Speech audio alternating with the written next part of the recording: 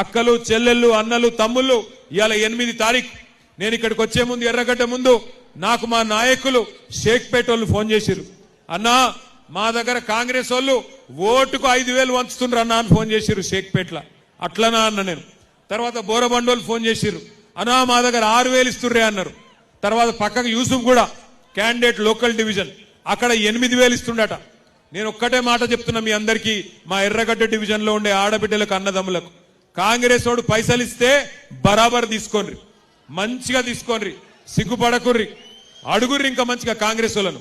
ఏమాయ బిడ్డ 5,000 ఇస్తున్నావు, మిగిలిన 55,000 ఎప్పుడు ఇస్తావని అడుగుర్రి. అగో ఏం బాకీ అక్క అంటాడు. ఏం బాకీ అంటే అడుగుర్రి.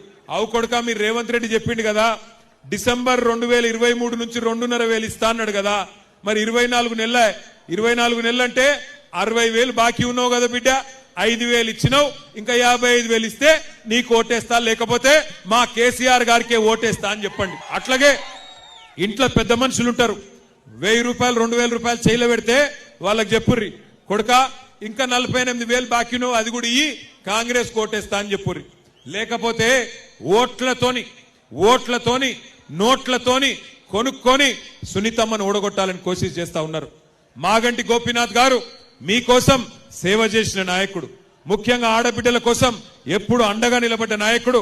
ఇలా ఆయన భార్య ఎలక్షన్ నిలబడితే ఆమె మీద కూడా కుట్రలు చేస్తున్నారు, ఆమె మీద కూడా చిల్లర ప్రచారం చేస్తున్నారు. మరి అట్లాంటి గోపీనాథ్ గారి యాదిలో ఆయన భార్యకు అండగా నిలబడదామా లేదా?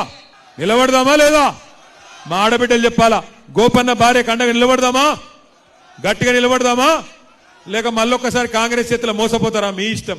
ఎందుకంటే ఒక్కసారి మోసం ఎవడన్నా మనం చేస్తే అది వాని తప్పు అవుతుంది, కానీ రెండోసారి కూడా వాని చేతిలోనే మనం మోసపోతే ఈసారి తప్పు మనదైతుంది. 6 గ్యారెంటీలు అని ఆగం చేసినోడు తెలంగాణను మళ్ళా గెలిపిస్తే తెలంగాణను తీసుకుపోయి మొత్తం అడుగు నాశనం చేస్తాడు. యాది పెట్టుకోండి, భయపడకండి.